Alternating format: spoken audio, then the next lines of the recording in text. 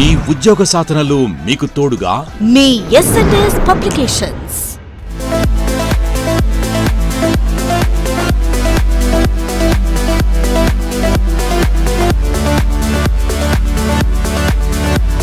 So hi everyone, ఈ రోజు వచ్చేసి మనము తర్వాత చాప్టర్ మనం డిస్కస్ చేసుకుందాం.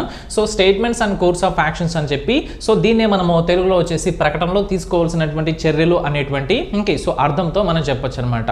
సో ఈ చాప్టర్ కనుక చూసినట్లయితే మనకు లాజికల్ రీజనింగ్ కింద ఉన్నటువంటి ఒక 5-6 టాపిక్లు ఉంటాయి. ఆ టాపిక్లలో ఒకనొక టాపిక్ అనమాట.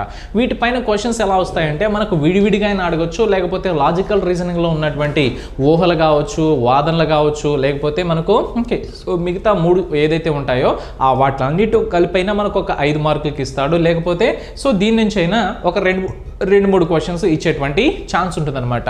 సో వెయిటేజ్ కనుక చూసామంటే సో సపరేట్గా అయితే మనం చెప్పాలంటే ఒక 1 to 3 క్వశ్చన్స్ ఇచ్చేటువంటి ఛాన్స్ ఉంది. అదే లాజికల్ రీజనింగ్ అనేటువంటి సెక్షన్ మొత్తం మీద కలిపి కనుక ఒకవేళ ఇచ్చినట్లయితే మనకు 5 క్వశ్చన్స్ వరకు ఇచ్చేటువంటి ఛాన్స్ ఉన్నది. సో టైప్ నెంబర్ 1 అంటే ఏం లేదు అక్కడ. సో 2 చర్యలు ఉంటాయన్నమాట. ఒక ప్రకటన ఇస్తాడు, ప్రకటనలో ఏముంటుంది, ఒక సమస్య ఉంటుందన్నమాట, ఒక సందర్భం ఉంటుంది. ఆ సందర్భము లేకపోతే ఆ సమస్యని మనము సో ఇంప్రూవ్ చేయడానికి, మెరుగుపరచడానికి, లేకపోతే ఆ సమస్యని తీసివేయడానికి, సాల్వ్ చేయడానికి, తగ్గించడానికి మనం ఎలాంటి చర్యలు తీసుకోవాలనే దాన్ని బట్టి 2 చర్యలు ఇస్తాడనమాట. ఆ రెండిట్లో ఏది విలువైనటువంటిది అంటే సరి అయినది, సరికానిది మనం డిసైడ్ చేయాలి. సో క్వశ్చన్ నెంబర్ 1 నుంచి 20 వరకు ఏమంటున్నాడంటే, in each of the questions below is given a statement followed by 2 course of actions. Course of action is a step for administrative decision to be taken for improvement, follow up or further action in regard to the problem, so or policy etc. On the basis of the information given in the statement, you have to assume everything in the statement is to be true, then decide which of the given suggested course of actions are logically so worth pursuing అని చెప్పి అంటున్నాడు అనమాట. So ఏమిస్తున్నాడంటే ఈ క్రింది ఈ విభాగంలో ప్రకటన రూపంలో ఉండేటువంటి సమస్యకు సరియైన పరిష్కారం కనుగొనాలి. ప్రశ్నలో భాగంగా ఒక ప్రకటన దాని క్రింద 2 కోర్స్ ఆఫ్ యాక్షన్లో సో అంటే చర్యలు రూపంలో తీసుకోవాల్సినటువంటి చర్యలను ఇవ్వడం జరుగుతుంది. సో అభ్యర్థి సో ప్రశ్నగా ఇచ్చినటువంటి ప్రకటనను చదివి అర్థం చేసుకొని సరి అయిన విశ్లేషణ ద్వారా కోర్స్ ఆఫ్ యాక్షన్ను నిర్ణయించవలసి ఉంటుంది అని చెప్పి అంటున్నాడు అనమాట. సో ఓకే, సో తర్వాత వచ్చేసేటప్పటికి మనకు ఆప్షన్స్ అనమాట ఎలా ఉంటాయి. దరిదాపు లాజికల్ రీజనింగ్లో ఉన్నటువంటి అన్ని చాప్టర్స్ కూడా ఆప్షన్స్ వచ్చేసి దరిదాపులు సేమ్గా ఉంటాయి. సో చూద్దాం. ఇచ్చిన ప్రకటన యొక్క కోర్స్ ఆఫ్ యాక్షన్ను ఈ క్రింది ఆప్షన్ల నుండి ఎంపిక చేయాలి. ఎలా చేయాలి? ఇఫ్ ఓన్లీ 1 ఫాలోస్ అంటే చర్య 1 మాత్రమే అనుసరిస్తే ఏ ఆప్షన్ తీసుకోవాలి? ఏ అనేటువంటి ఆప్షన్ని తీసుకోవాలి. సో తర్వాత ఇఫ్ ఓన్లీ 2 ఫాలోస్ అంటే చర్య 2ది మాత్రమే అనుసరిస్తే అప్పుడు మనం ఏం చేయాలి? బి అనేటువంటి ఆప్షన్ని తీసుకోవాలి. తర్వాత ఇఫ్ ఎయిదర్ 1 or 2 ఫాలోస్ అంటే చర్య 1 లేదా చర్య 2లలో ఏదో ఒకటి మాత్రమే అనుసరిస్తే అప్పుడు సి తీసుకోవాలి. సి అనేటువంటి సందర్భం చాలా తక్కువ అనమాట. సో 1ది లేదా 2ది అనేది చాలా తక్కువ సందర్భాల్లో వస్తుంటుంది. సో మనకు సి లేదా ఈ అనేటువంటి అంటే మొదటిది లేదా 2ది అనేటువంటి సందర్భాల కన్నా 2 అనేటువంటి సందర్భాలు అంటే ఈ అనేటువంటి ఆప్షన్సే రిలేటెడ్గా క్వశ్చన్స్ ఎక్కువ వస్తుంటాయి అనమాట. సో సి అంటే ఎప్పుడు తీసుకోవాలి? మొదటి కోర్స్ ఆఫ్ యాక్షన్ లేకపోతే 2వ కోర్స్ ఆఫ్ యాక్షన్ అంటే 2 ఒకటేసారి జరగకూడదు. మొదటి జరిగితే సరి అయింది అయితే 2వది సరి అయింది అయి ఉండకూడదు. 2వది సరి అయింది అయిందంటే మొదటి సరి అయింది అయి ఉండకూడదు అనమాట. అంటే 2 ఒకటేసారి కావు, విడివిడిగా అవుతాయి అనమాట. సో 4వది కనుక చూసామంటే ఇఫ్ నెయిదర్ 1 nor 2 ఫాలోస్ అంటే చర్య 1 మరియు చర్య 2లలో ఏది కూడా అనుసరించకపోతే అప్పుడు మనము డి అనేటువంటి ఆప్షన్ మనము తీసుకోవాలి. సో ఈ అనేటువంటి ఆప్షన్ ఎప్పుడు తీసుకుంటాం? ఇఫ్ బోత్ 1 and 2 ఫాలోస్ అంటే చర్య 1 మరియు చర్య 2లో 2 కూడా అనుసరిస్తున్నట్లయితే అప్పుడు మనం ఈ అనేటువంటి ఆప్షన్ని తీసుకోవాలి. సో ఈ ఆప్షన్స్ అనేటివి మనకు కామన్గా ఉంటాయి, జాగ్రత్తగా గుర్తుపెట్టుకోవాలి. 1వ ప్రశ్న నుంచి 20వ ప్రశ్న వరకు మనకు ఆప్షన్స్ అయితే మారవు. ఇదే ఆప్షన్స్ ఏ అంటే ఏంటి, బి అంటే ఏంటి, సి అంటే ఏంటి, డి అంటే ఏంటి, ఈ అంటే ఏంటి అనేది మనం గుర్తుండిపోవాలి. ఎందుకంటే ఈ ఆప్షన్స్ని ప్రశ్నల దగ్గర మనం చూపించడం కుదరదు అనమాట. ఎందుకంటే మనకు తెలుగు ఇంగ్లీష్లో రెండిట్లో మనకు ట్రాన్స్లేట్ అయి ఉంటుంది కాబట్టి క్వశ్చన్ మొత్తం స్క్రీన్ మొత్తం కూడా ఆ క్వశ్చనే కనిపించడానికి సో మనకు సరిపోదు అనమాట స్పేస్. కాబట్టి ఆప్షన్స్ మనం చూపించలేము. కాబట్టి ఇప్పుడే మనం గుర్తుపెట్టుకోవాలి. మొదటి ఆప్షన్ ఎప్పుడు తీసుకోవాలి? మొదటి చర్య మాత్రమే సరి అయింది అయ్యుండి రెండో చర్య కనుక సరి అయింది కాకపోతే అప్పుడు మొదటి ఆప్షన్ తీసుకుంటాం. రెండో ఆప్షన్ ఎప్పుడు తీసుకోవాలి? మొదటి చర్య సరి అయింది అయ్యుండకూడదు, రెండో చర్య మాత్రమే సరి అయింది అయితే అప్పుడు మనం రెండో ఆప్షన్ తీసుకుంటాం. సి అనేది ఎప్పుడు తీసుకుంటాము? మొదటి చర్య లేదా రెండో చర్య, ఈ రెండిట్లో ఏదో ఒకటి మనకు అవుతుందన్నమాట, సరి అయింది అవుతుందన్నమాట. రెండు ఒకటేసారి కావు. నాలుగో ఆప్షన్ ఎప్పుడు తీసుకుంటాం? మొదటి చర్య సరి అయింది కాకూడదు, రెండో చర్య కూడా సరి అయింది కాకూడదు అనమాట. ఇలాంటి సందర్భంలో మనం నాలుగో ఆప్షన్ డి అనేటువంటి ఆప్షన్ తీసుకుంటాం. మరి ఈ అనేటువంటి ఆప్షన్ ఎప్పుడు తీసుకోవాలి? మొదటి చర్య మరియు రెండో చర్య రెండు కూడా ఓకే మనకు సరి అయినవి అయితే అలాంటప్పుడు ఈ అనేటువంటి ఆప్షన్ మనము తీసుకోవాలి. ఇక్కడతో ఆప్షన్స్ గురించినటువంటి క్లారిటీ అయితే కంప్లీట్ అయింది. తర్వాత మనం మొట్టమొదటి ప్రశ్నలోకి వెళ్ళిపోదాం. మొట్టమొదటి ప్రశ్న ఏమిస్తున్నాడు అనేది మనం చూద్దాం. స్టేట్మెంట్ ఏమి ఇచ్చాడంటే two local passenger trains collide with collide while running in opposite directions on the same track as the signalling system failed for a short period. అంటే స్వల్పకాలంలో సిగ్నలింగ్ వ్యవస్థలో ఏర్పడ్డ లోపం కారణంగా రెండు లోకల్ రైళ్లు ఒకే ట్రాక్పై ఎదురెదురుగా వచ్చి ఒకదానిని మరొకటి గుద్దుకున్నాయి అని చెప్పి అంటున్నాడు అనమాట. అంటే చాలా పెద్ద సమస్య అనేది వచ్చింది. ఏంటంటే ఇక్కడ సమస్య ఏంటి? సిగ్నల్ ఇచ్చేటువంటి వ్యవస్థ ఏదైతే ఉంటుందో, అంటే ఏ ట్రైన్ ఎలా వెళ్ళాలి, ఏ ట్రైన్ ఏ దిశలో వెళ్ళాలి అనేటువంటి సిగ్నల్ ఇచ్చేటువంటి ఆ సిగ్నలింగ్ సిస్టమ్ అనేది ఉంటుంది కదా. సిగ్నల్ కంట్రోల్ సిస్టమ్ అనేది అది ఫెయిల్ అయిందంట. కొంత టైం వచ్చేసి ప్రాబ్లం అయింది, టెక్నికల్ ఇష్యూస్ అనేది మామూలుగా వస్తూ ఉంటాయి అనమాట. కాబట్టి అలాంటి ఇష్యూ వచ్చేటప్పటికి ఏమైందంటే ఈ రెండు ట్రైన్స్ ఏమైనాయి, లోకల్ ట్రైన్స్ ఈ లోకల్ ట్రైన్స్ ఒకే ట్రాక్ పైన ఎదురుగా వచ్చేసి గుద్దుకున్నాయి. ఇది ఇక్కడ ఉన్నటువంటి సమస్య. ఈ సమస్యని మనము సాల్వ్ చేయాలి అంటే, ఈ సమస్యను తొలగించాలి లేకపోతే దాన్ని తగ్గించాలంటే మనం ఏం చేయాలి? కోర్స్ ఆఫ్ యాక్షన్ అంటే తీసుకోవాల్సినటువంటి చర్యలు రెండు ఇచ్చాడు అనమాట. మొదటిది ఏంటి? The services of the motorman of the trains should be immediately be terminated అని చెప్పి అంటున్నాడు అనమాట. అంటే ఆ రైళ్ళు యొక్క మోటార్మెన్లను అంటే డ్రైవర్స్ అనమాట, లోకో పైలట్స్ ఉంటారు కదా వాళ్ళనమాట. ట్రైన్ డ్రైవర్లు అనకూడదు, లోకో పైలట్స్ అనాలన్నమాట. ఆ రైళ్ళ యొక్క మోటార్మెన్లను వెంటనే ఉద్యోగాల నుంచి తొలగించాలి. సిగ్నల్ వ్యవస్థలో సమస్య రావడం వల్ల ఇప్పుడు ట్రైన్లు గుద్దుకున్నాయి. ఈ లోకో పైలట్స్ ఎవరైతే ఉన్నారో అంటే ట్రైన్ డ్రైవర్స్ అనమాట, వాళ్ళ ఉద్యోగాలు తీసేయడం వల్ల ఏమన్నా అది అర్థం ఉందా? వాళ్ళ ఉద్యోగాలు తీసివేయడం అనేది సిగ్నల్ సిస్టంలో ప్రాబ్లం వచ్చింది, దానివల్ల ట్రైన్స్ వచ్చేసి గుద్దుకున్నాయి అనమాట. దానివల్ల వీళ్ళకి వచ్చేసి మనం ఏం చేయగలము? వాళ్ళ ఉద్యోగాలు తీసేయడం అనేది అర్థం ఉందా? లేదు. అర్థం లేదు. ఇంకొకటి ఉద్యోగాలు తీసేయడం అనేది సరైనటువంటి కార్యాచరణ కాదనమాట. వాళ్ళని మందలించాలి, వాళ్ళకి వార్నింగ్ ఇవ్వాలి, వార్నింగ్ ఇచ్చిన తర్వాత రిపీటెడ్గా చేస్తూ ఉంటే అప్పుడు తీసేసేయాలన్నమాట. పనిష్మెంట్ అనేది వ్యాలిడ్ ఎప్పుడు? వార్నింగ్ అనేది ఇచ్చి రిపీటెడ్గా మనకు వాళ్ళు అదే తప్పు పదేగా చేస్తూ ఉండేటప్పుడు అప్పుడు జాబ్లో నుంచి తీసేసేయాలి. అంతేగాని ఒక్కసారి తప్పు జరిగిందని చెప్పి వాళ్ళు పీక్ పక్కన పెట్టడం అనేది సరి అయినటువంటి కోర్స్ ఆఫ్ యాక్షన్ కాదు. కాబట్టి మొదటిది ఏదైతే ఉందో అది సరి అయినటువంటి కోర్స్ ఆఫ్ యాక్షన్ కాదనమాట. రెండోది చూసామనుకోండి, the government should immediately constitute a task force to review the functioning of the signalling system. ఓకేనా? సిగ్నలింగ్ వ్యవస్థ యొక్క పనితీరును పర్యవేక్షించేందుకు ప్రభుత్వం వెంటనే ఒక టాస్క్ ఫోర్స్ కమిటీని ఏర్పాటు చేయాలి. టాస్క్ ఫోర్స్ కమిటీని ఏర్పాటు చేయడం వల్ల ఏమవుతుంది? అసలు ఎందుకు అది పని చేయకుండా పోయింది, ఆ టైంలో ఎక్కడ సమస్య వస్తుంది, ఎలా మనకు ఎలా తీసుకుంటే ఎలాంటి పద్ధతులు పెడితే ఇలాంటి సమస్య రాదు అనేది వాళ్ళంతా కూడా ఆలోచన చేసి ఒక పద్ధతి ప్రకారం కొంచెం టైం అయితే పడుతుంది. ఒక పద్ధతి ప్రకారం దాన్ని విశ్లేషించి దానికి సొల్యూషన్ అనేది కనిపెడతారనమాట. దీనివల్ల మనకు సమస్య యొక్క తీవ్రత కానీ లేకపోతే సమస్య పూర్తిగా తగ్గిపోవడం కానీ మనకు జరిగేటువంటి మనకు అవకాశం ఉంటుందా లేదా? ఎస్. కాబట్టి రెండవ చర్య ఏదైతే ఉందో అది వ్యాలిడ్ కోర్స్ ఆఫ్ యాక్షన్ అవుతుంది. అంతేగాని మొదటిది వాళ్ళని వచ్చేసి జాబ్ల నుంచి తీసేయడం అనేది సరి అయినటువంటి కోర్స్ ఆఫ్ యాక్షన్ కాదనమాట. ఇక్కడ మొదటిది సరి అయింది కాదు, రెండోది మాత్రమే సరి అయింది. కాబట్టి ఏ ఆప్షన్ మనం తీసుకోవాలి? ఆప్షన్ బిని తీసుకోవాలి. అవునా కాదా?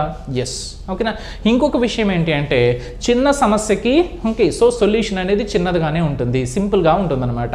పెద్ద సమస్యకి సొల్యూషన్ అనేది పెద్దగానే ఉంటుంది. ఇక్కడ సమస్య పెద్దది కాబట్టి ఒక టాస్క్ ఫోర్స్ ఒక కమిటీని ఏర్పాటు చేసి వాళ్ళంతా దాన్ని పర్యవేక్షించి దాన్ని విశ్లేషించి దాన్ని ఏ విధంగా జరిగింది, ఎందుకు జరిగింది, ఎలా చేస్తే ఇంకా జరగదు భవిష్యత్తులో అని చెప్పి సో చాలా జాగ్రత్తగా ఆలోచించి నిర్ణయం తీసుకోవాల్సినటువంటి ఇది కాబట్టి ఈ ఇచ్చినటువంటి కార్యాచరణ ఏదైతే ఉందో ఓకే అది మంచిగా ఉందన్నమాట. ఓకే సో కాబట్టి రెండోది మాత్రమే ఇక్కడ కరెక్ట్ అవుతుంది, సరి అయినటువంటి కార్యాచరణ అవుతుందన్నమాట. సో తర్వాత ప్రాబ్లం చూద్దాం. మొదటి ప్రశ్నకైతే ఆప్షన్ బి అనేది సరి అనే జవాబు.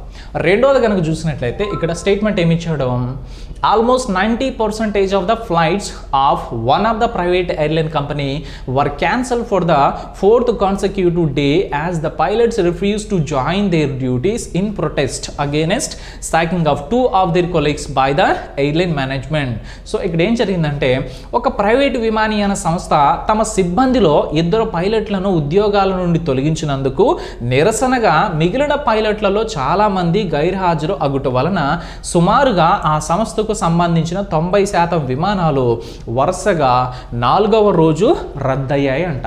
ఓకే సో ఏం జరిగిందంటే ఇక్కడ సమస్య, ఒక ప్రైవేట్ ఎయిర్లైన్ కంపెనీ ఉందన్నమాట, అంటే విమానాలు నడిపేటువంటి సంస్థ. ఓకే కొన్ని ప్రదేశాల నుంచి మరో ప్రదేశాలకు నడిపించేటువంటి సంస్థ అనమాట. ఏమైందంటే ఆ కంపెనీలో 2 పైలట్స్ని జాబ్లో నుంచి తీసేశారు. ఓకే రీజన్స్ ఏంటంటే మనకు చెప్పలేదు, జాబ్లో నుంచి తీసేశారు అన్నమాట, ఉద్యోగాలు పీకేశారు. సో వాళ్ళిద్దరిని ఉద్యోగాల్లో పీకినందుకు ఏం చేశారంటే రేపు మా పరిస్థితి కూడా ఇంతే కదా అని చెప్పి మిగతా పైలట్లు ఉన్నారు కదా, ఆ మిగతా పైలట్లు వచ్చేసి ధర్నా చేయడం స్టార్ట్ చేశాడు. ఈ విధంగా అర్థం పర్థం లేకుండా ఓకే సో జాబ్స్ నుంచి తీసేయడమో సరియేది కాదు, వాళ్ళు మళ్ళీ పనిలోకి తీసుకోవాలని చెప్పి ఓకే వాళ్ళ డిమాండ్లో ఏదో ముందు పెట్టుకొని సో ధర్నా చేస్తూ ఉన్నారు. ఈ ధర్నా చేయడం వల్ల ఏమైందంటే 4 రోజుల నుంచి ఆ కంపెనీ యొక్క విమానాలు తిరగడం అనేది జరగలేదు. ఎందుకు, డ్రైవర్ లేరు కదా. సో ఇది ఇక్కడ ఉన్నటువంటి సమస్య. ఈ సమస్యను మనం సాల్వ్ చేయాలి అంటే ఎలాంటి కోర్స్ ఆఫ్ యాక్షన్ తీసుకోవాలో చూద్దాం. మొదటిది ఏమి ఇచ్చాడు, the manager of the airline company should be ordered by the government to immediately reinstate the sacked pilot to end the crisis. Okay so మనం తెలుగులో చూద్దాం దీన్ని. సో ఈ వివాదాన్ని వెంటనే ముగించుటకు తొలగించబడిన పైలట్లను తిరిగి ఉద్యోగంలోకి తీసుకోవలసిందిగా ఆ విమానయాన సంస్థను ప్రభుత్వం ఆదేశించాలి. సో ఆ విమానయాన సంస్థను ఎవరు ఆదేశించాలంట, ప్రభుత్వం ఆదేశించాలి. ఇది గవర్నమెంట్ కంపెనీయా లేకపోతే ఓకే సో ప్రైవేట్ కంపెనీనా, ప్రైవేట్ ఎయిర్లైన్ కదా, ఒకసారి చూడండి.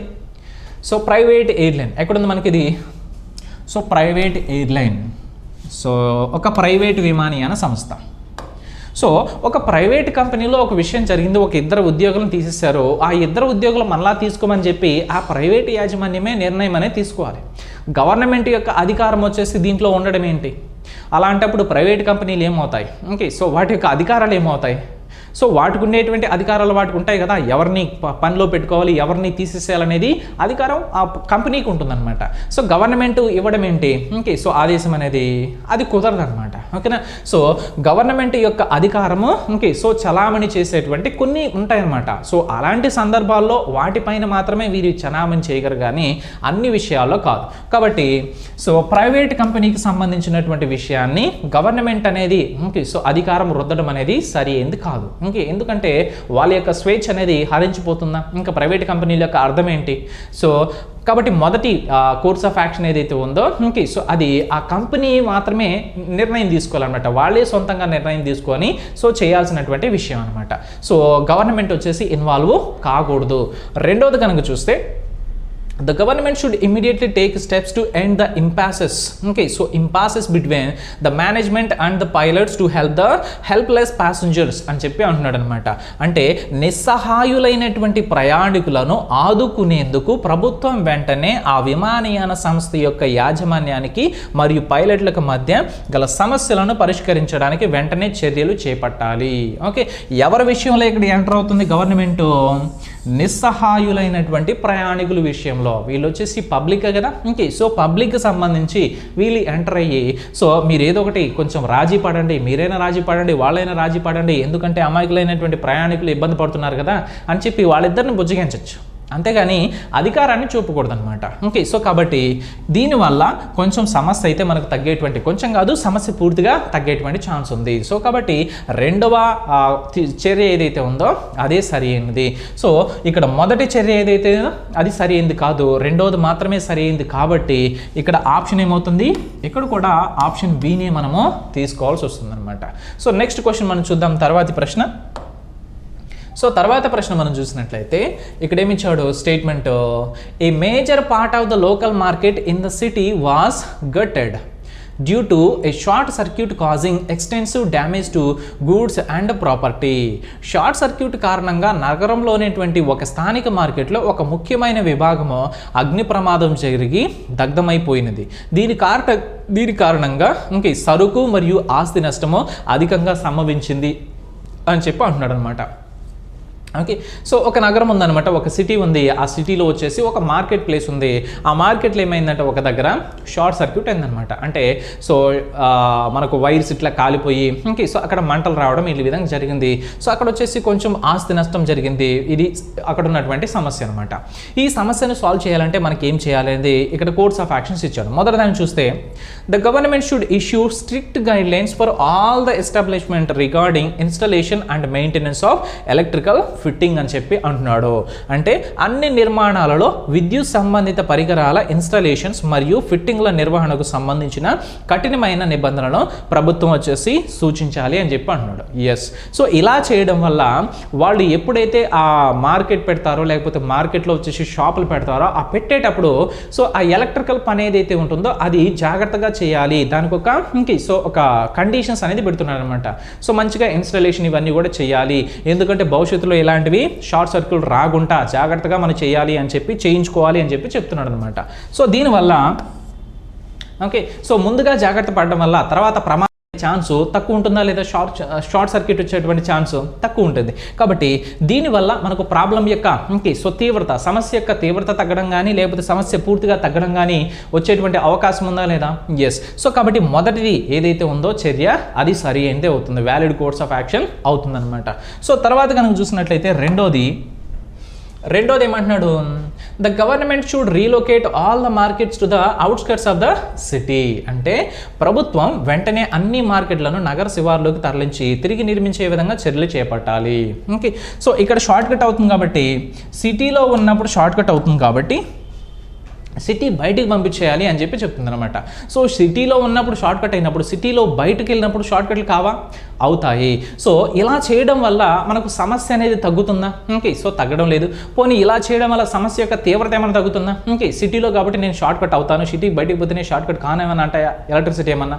అనదు. సో నేను ఎక్కడైనా షార్ట్ కట్ అవుతాను. నువ్వు జాగ్రత్తగా లేకపోతే మంచిగా పని చేయించుకోకపోతే షార్ట్ కట్ ఎప్పుడైనా అయ్యేటువంటి ఛాన్స్ ఉంది. కాబట్టి ఈ రెండవ చర్య ఏదైతే ఉందో దానివల్ల మనకు ఎలాంటి ఉపయోగం లేదు. మన సమస్య అనేది తగ్గదు, సమస్య పూర్తిగా సో తగ్గకపోగా దాని యొక్క తీవ్రత కూడా తగ్గేటువంటి ఛాన్స్ లేదు. కాబట్టి ఇది సరి అయినటువంటి సో చర్యగా మనం తీసుకోలేము.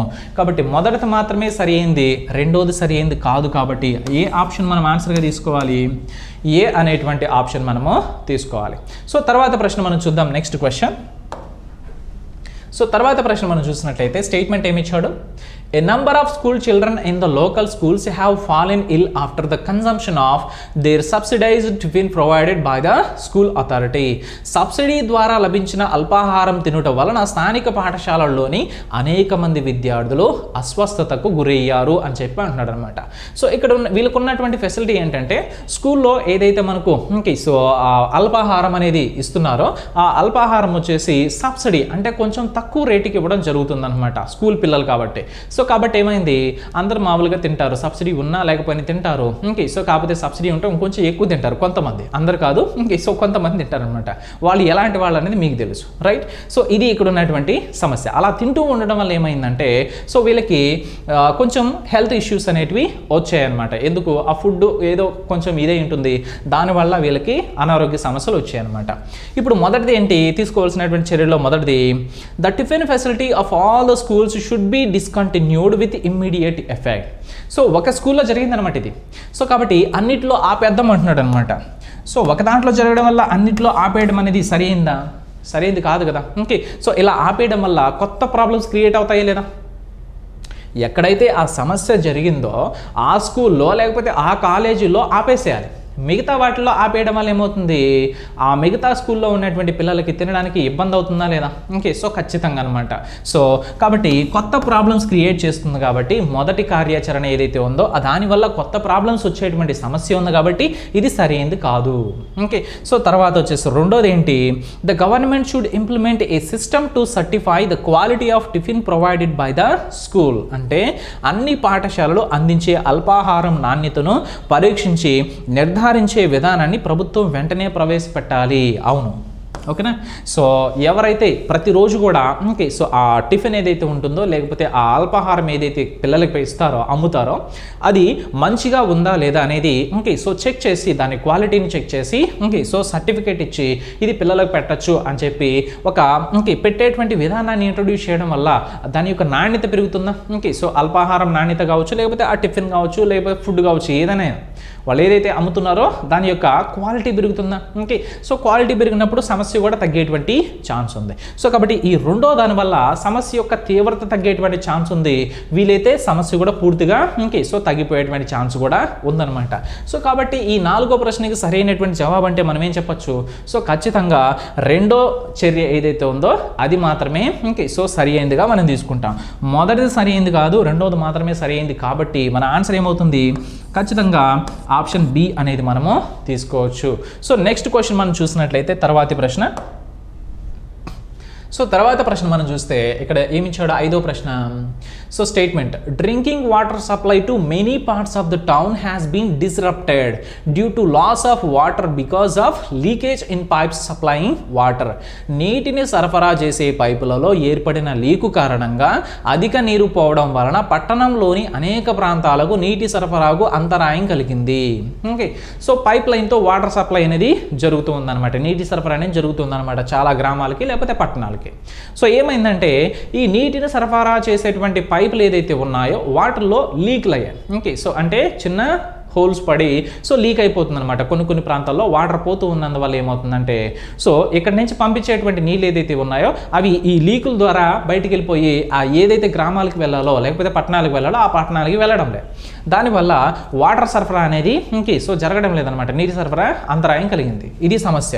ఇప్పుడు మనం ఏం చేయాలి, మొదటిది కనుక చూసినట్లయితే the government should order an enquiry in to the okay so matter. అంటే ఈ విషయంపై ఎంక్వైరీ చేయుటకు ప్రభుత్వం వెంటనే ఒక కమిటీని ఏర్పాటు చేయాలి. సో చూడండి సమస్య ఓకే సో సమస్య అనేది మరీ పెద్ద సమస్య ఏం కాదు కదా, వాటర్ సప్లై అనేది జరుగుతుంది, దానికి అంతరాయం కలిగిందనమాట. సో ఎందుకు నీళ్లు పోతున్నాయి, ఎక్కడ సో హోల్స్ పడ్డాయి, ఎంత పరిమాణంలో పడ్డాయో అని చెప్పి కనిపెట్టడానికి ఒక కమిటీని వేయడము కొంచెం సో జోక్గా ఉందన్నమాట. సో అలా ఏం చేయాలి, నీళ్ళు ఎక్కడైతే లీక్ అవుతున్నాయో దానికి రిపేర్ చేయించి మంచిగా వచ్చేటట్టు చూడాలన్నమాట. అది లోకల్గా ఎవరైతే ఉన్నారో మున్సిపాలిటీ వాళ్ళు కావచ్చు, లేకపోతే ఆ వాటర్ సప్లై ఇదనేది అధికారం ఎవరికైతే ఉంటుందో సో దాన్ని మంచి బాగోగులు చూసుకునేటువంటి డిపార్ట్మెంట్ ఏదైతే ఉంటుందో వాళ్ళు చూసి చేస్తే సరిపోతుందన్నమాట. దీనికి ప్రభుత్వం దగ్గరకు పోయి ప్రభుత్వం వచ్చేసి ఒక కమిటీని వేయండి, ఎందుకు ఆ వాటర్ పోతున్నాయి, ఎక్కడ హోల్స్ పడ్డాయి, ఎందుకు పడ్డాయి, ఎంత పరిమాణంలో పడ్డాయి అని చెప్పి ఒక ఎంక్వైరీ చేసి చెప్పాల్సినటువంటి అవసరం లేదు కదా. సో సింపుల్ ప్రాబ్లంకి సొల్యూషన్ సింపుల్గానే ఉండాలి, గుర్తుపెట్టుకోండి. సమస్య చిన్నదైతే దాని యొక్క సొల్యూషన్ కూడా చిన్నదిగానే ఉండాలి. సో ఓవర్ యాక్షన్గా ఉండకూడదు అనమాట. సో కాబట్టి ఇది ఓవర్ యాక్షన్లో ఉంది. చిన్న సమస్యకి ఘోరమైనటువంటి సో సొల్యూషన్ చెప్పారనమాట. అలా ఉండకూడదు, రీజనబుల్గా ఉండాలి. చిన్న సమస్య అయితే చిన్నగా ఉండాలి, దాని యొక్క సొల్యూషన్ కూడా అంటే సింపుల్గా ఉండాలన్నమాట. పెద్ద సమస్య అనుకోండి సో దానికి తగ్గట్టుగా కొంచెం ప్లాన్డ్గా పక్కా ప్రణాళిక ప్రకారంగా ఉండాలి. ఓకే సో ఇందాక ఎగ్జాంపుల్లో ట్రైన్స్ గుద్దుకున్నప్పుడు ఏం చేయాలి, దాన్ని సమగ్రంగా విశ్లేషించి అసలు ఎందుకు జరిగింది, ఎలా జరిగింది, ఎక్కడ జరిగింది అని చెప్పి మంచిగా ఒక కమిటీ వేసి సో దాని గురించి జాగ్రత్త తీసుకొని ఇట్లా చేస్తే మళ్ళా తర్వాత సో ఎలాంటి తప్పులు జరగవని చెప్పి సో చాలా మంచి ఇదిగా చేయాలన్నమాట. ఒక టైం తీసుకునేటువంటి పద్ధతి, సో కొంచెం ప్రణాళికతో చేసేటువంటి పద్ధతి చేయాలి. ఎందుకు, సమస్య పెద్దది కాబట్టి. ట్రైన్ గుద్దుకుందంటే ఏంటి సో కొన్ని వందలు లేకపోతే కొన్ని పదుల సంఖ్యలో మనుషులు చనిపోతారన్నమాట, ప్రాణాలు పోతాయి. సో ఇక్కడ వాటర్ అనేది ఆగిపోయిందంటే చిన్న సమస్య. సో మరీ పెద్ద సమస్య అయితే కాదు, సమస్యే కాకపోతే మరీ అంత పెద్ద సమస్య అయితే కాదనమాట. సో కాబట్టి ఇక్కడ చెప్పేటువంటి కార్యాచరణ ఓవర్ యాక్షన్లో ఉందన్నమాట. సో కాబట్టి ఇది సరైనది కాదు. రెండవది కనుక చూసినట్లయితే the civic body should setup A fact finding team to assess the damage and take effective steps. Okay so నష్టాన్ని అంచనా వేయుటకు మరియు తగు చర్యలు తీసుకున్నటకు పౌర సంఘాలు నిజ నిర్ధారణ కమిటీలు ఏర్పాటు చేయాలి అంటున్నాడు. ఎస్ సో అంటే ఎక్కడ ఆ ప్రాబ్లం జరిగిందో, అసలు దానివల్ల మనకు ఎలాంటి ప్రాబ్లం అనేది వచ్చింది, ఎంత ప్రాబ్లం జరిగింది, సో దాన్ని మళ్ళీ రిపేర్ చేయాలంటే ఎంత ఖర్చు అవుతుంది, ఎలా చేయాలనేది సో సింపుల్గా ఒక కమిటీ వేసి ఆ లోకల్గా ఉన్నటువంటి వాళ్ళే చూసుకుంటే సరిపోతుందన్నమాట. సో రెండోది సరైనది అవుతుంది, మొదటిది సో ఓవర్ యాక్షన్ అవుతుందన్నమాట. సో కాబట్టి మొదటిది వచ్చేసి మనకు సరైన చర్య కాదు, రెండోది మాత్రమే సరైనటువంటి చర్య అవుతుంది. సో మరలా ఆప్షన్ మనకి ఏమవుతుంది, బి అనేటువంటి ఆప్షనే మనకి ఆన్సర్ అయిపోతుంది. సో కాబట్టి ఈ 5వ ప్రశ్నకి సరైనటువంటి జవాబు అంటే సో బిగా మనం తీసుకోవచ్చు. సో నెక్స్ట్ క్వశ్చన్ మనం చూసినట్లయితే తర్వాతి ప్రశ్న. సో తర్వాత ప్రశ్న మనం చూసినట్లయితే ఇక్కడ ఏమి ఇచ్చాడు statement, heavy rains hit the state during October just before the state assembly elections and caused heavy damage to standing crops in most parts of the state. ఇక్కడ ఏం జరిగిందంటే రాష్ట్రంలో అసెంబ్లీ ఎన్నికలకు ముందు అక్టోబర్లో అధికంగా వర్షాలు పడడం వలన అప్పటికే పండిన పంటలు రాష్ట్రంలో పలు చోట్ల పాడైపోయాయి అని చెప్పి అన్నాడు అనమాట. ఓకే, సో ఎలక్షన్స్ దగ్గరలో ఉన్నాయి, ఎలక్షన్స్ దగ్గరగా ఉన్నాయనగా ఏం చేసిందంటే మంచిగా వర్షం వచ్చింది అనమాట. వర్షం రావడం వల్ల ఏమైంది, సో పంట పండించినటువంటి ఆ రైతుల యొక్క పంట అంతా కూడా పాడైపోయింది అనమాట ఆ యొక్క వర్షపు నీటి వల్ల. సో ఇది సమస్య ఇక్కడ. ఓకే, సో ఈ సమస్యకు తగినటువంటి కార్యాచరణ ఏం తీసుకోవాలనేది మనం చూద్దాం ఇచ్చిన ఆ కోర్స్ ఆఫ్ యాక్షన్ నుంచి. ఈ elections should be postpone to give candidates the opportunity to campaign అని చెప్పి అంటున్నాడు. సో ఎన్నికలను వాయిదా వేసి ఎన్నికలలో పోటీ చేయే అభ్యర్థులకు ఎన్నికల ప్రచారం చేసుకునేటువంటి అవకాశాన్ని కల్పించాలి అని చెప్పి అంటున్నాడు. సో ఇక్కడ ఏమంటున్నాడంటే ఉన్నటువంటి సమస్య ఉంది కదా, ఈ సమస్యలో మళ్ళీ రైతుల దగ్గరికి వెళ్ళి మళ్ళీ మాకు ఓటేయండి అని చెప్పి అడగడానికి బదులుగా సో ఎలక్షన్స్ క్యాన్సిల్ చేసి సో కొంచెం టైం తీసుకొని తర్వాత మళ్ళీ పెట్టాలి. అప్పుడు పెట్టడానికి ముందు కూడా వీళ్ళు ఎవరైతే పోటీ చేస్తుంటారో ఆ పోటీదారులకి సమయం అనేది ఇవ్వాలి, మళ్ళీ వాళ్ళు తిరిగి సో ప్రచారం చేసుకోవడానికి అని చెప్పి అంటున్నాడు అనమాట. సో ఆల్రెడీ సమస్యలో ఉన్నారు, ఆ సమస్యలో ఉన్నటువంటి రైతుల దగ్గరికి వెళ్ళి సో మన పార్టీనే మనకే గుర్తేయాలి, సో మనకే ఓటు వేయాలి అని చెప్పి చెప్పడం సరిగ్గా ఉండదన్నమాట. సో కాబట్టి ఇలా చేయడం కూడా సరైనటువంటి సో కార్యాచరణ అవుతుంది. దీనివల్ల సమస్య పూర్తిగా తగ్గదు, కానీ సమస్య యొక్క తీవ్రతని సో తగ్గించుకోవచ్చు కదా. సో ఆల్రెడీ ఏడుస్తూ ఉంటాడు రైతు, మళ్ళీ ఏడ్చేటువంటి రైతు దగ్గర పోయి సో నేనున్నాను నాకు ఓటు అని చెప్పి అడగడము ఎంత మామూలుగా ఉంటుందా, సో మంచిది కాదనమాట, సరిగా ఉండదు, అసలు అర్థం ఉండదు అనమాట దాంట్లో. సో రెండోది కనుక చూస్తే the government should announce a relief package for the so for those who are affected. So ప్రభుత్వం నష్టపోయినటువంటి రైతులకు వెంటనే నష్టపరిహార ప్యాకేజ్ను సో ప్రకటించాలి అంటున్నాడు. సో ఎస్ సో ప్రభుత్వమే కదా ఆదుకోవాలి ప్రజల్ని. సో నష్టం వచ్చినప్పుడు సో ఖచ్చితంగా అంటే మొత్తం నష్టాన్ని ప్రభుత్వం పోడ్చలేదు, ఎంతో కొంత అనమాట. సో కొంచెం రిలీఫ్ కోసం రిలీఫ్ ఫండ్ అనేది సో ఇవ్వచ్చు అనమాట, సో ఓదార్చడం కోసం. కాబట్టి మొదటిది సరైంది, రెండోది కూడా సరైంది అవుతుంది. సో కాబట్టి ఆప్షన్ ఏం తీసుకోవాలి, రెండు సరైనటువంటి కార్యాచరణలు అయినప్పుడు ఆప్షన్ ఈని మనము తీసుకోవాలి. సో నెక్స్ట్ వన్ చూద్దాం తర్వాతి ప్రశ్న. సో తర్వాత ప్రశ్న మనం చూసినట్లయితే ఇక్కడ ఏమి ఇచ్చాడు, so statement on increasing number of graduates produced by Indian universities are unemployable.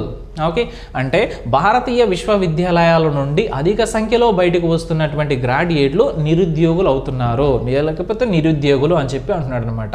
So అలా నిరుద్యోగులు వస్తున్నారు యూనివర్సిటీస్ నుంచి అంటే మనకు దానివల్ల లాభమా లేకపోతే నష్టమా? ఖచ్చితంగా నష్టమే. ఎందుకంటే చదువుకున్నప్పుడు ఎవరైనా జాబ్ అనేది ఎక్స్పెక్ట్ చేస్తారు, లేకపోతే మంచిగా సో లైఫ్లో సెటిల్ అవ్వాలని చెప్పి ఎక్స్పెక్ట్ చేస్తారు. సో కానీ అది జరగట్లేదు అనమాట. ఇక్కడ నిరుద్యోగులుగా ఉండిపోతున్నారు, చదువుకుంటున్నారు కానీ యూనివర్సిటీల నుంచి చదువుకొస్తున్నారు కానీ నిరుద్యోగులుగా ఉండిపోతున్నారంట. సో అలాంటప్పుడు మనం చేయాల్సినటువంటి సో కార్యాచరణ ఏంటో చూద్దాం.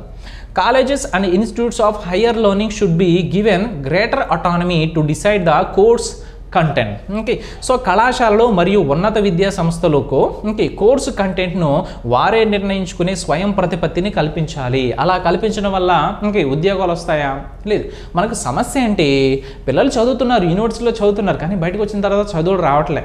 సో చదువులు రావట్లేదంటే ఏం చేయాలి, జాబ్స్ రావట్లేదు అనమాట. సో జాబ్స్ రావట్లేదంటే దానికి రీజన్ ఏంటి? సో జాబ్స్లో ఏదైతే కంపెనీలు ఎక్స్పెక్ట్ చేస్తున్నాయో ఆ స్కిల్స్ వీళ్ళల్లో మనకు డెవలప్ చేయాలి.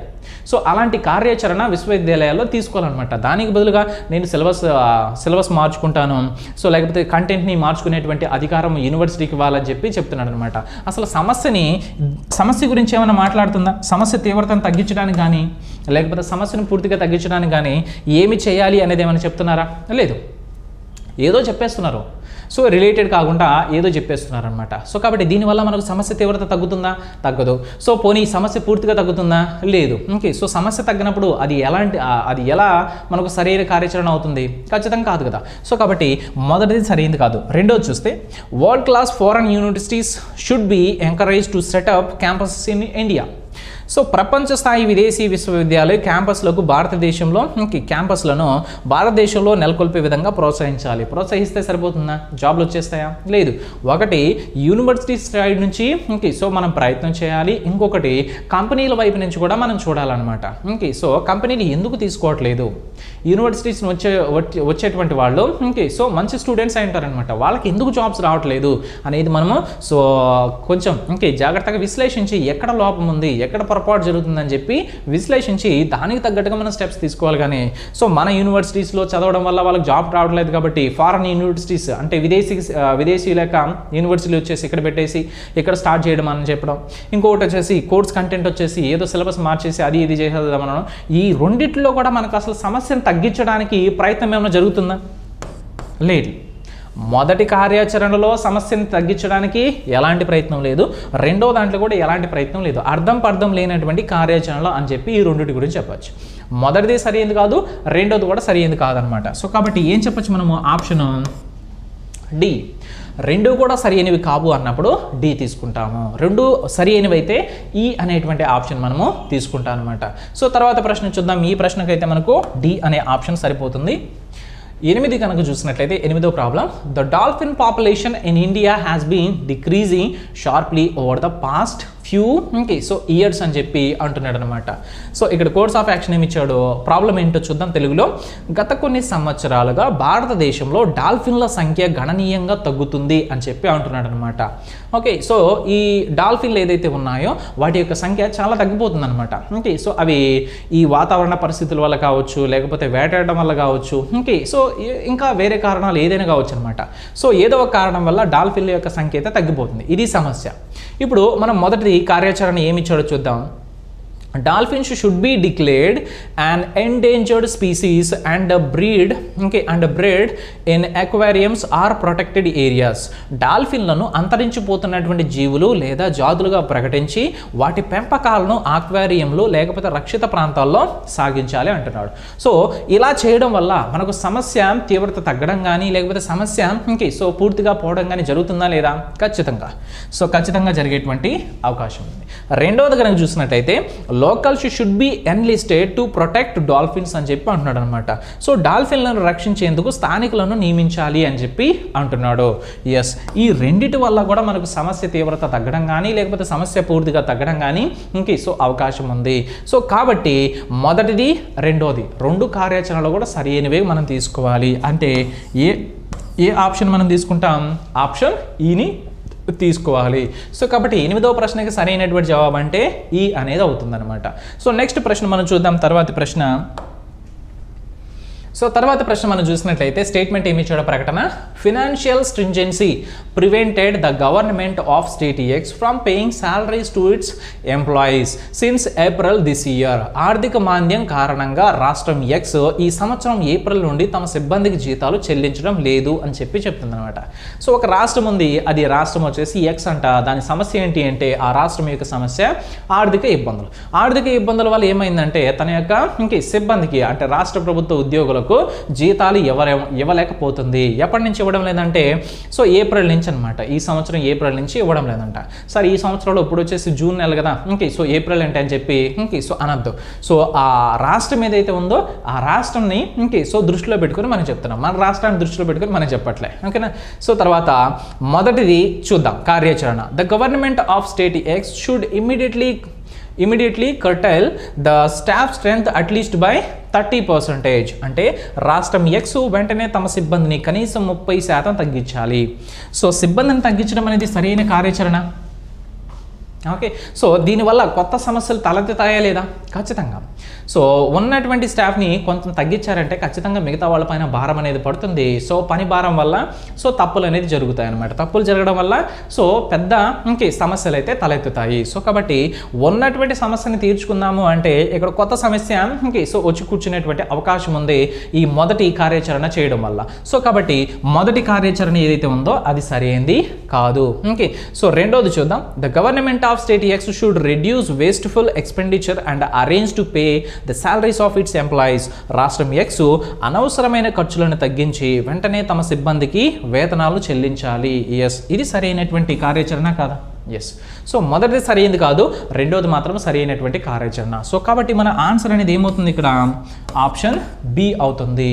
ఓకేనా. సో తర్వాత మనం చూసినట్లయితే నెక్స్ట్ క్వశ్చన్, 9వ క్వశ్చన్కి అయితే ఆప్షన్ బి అనేది ఆన్సర్ అవుతుంది.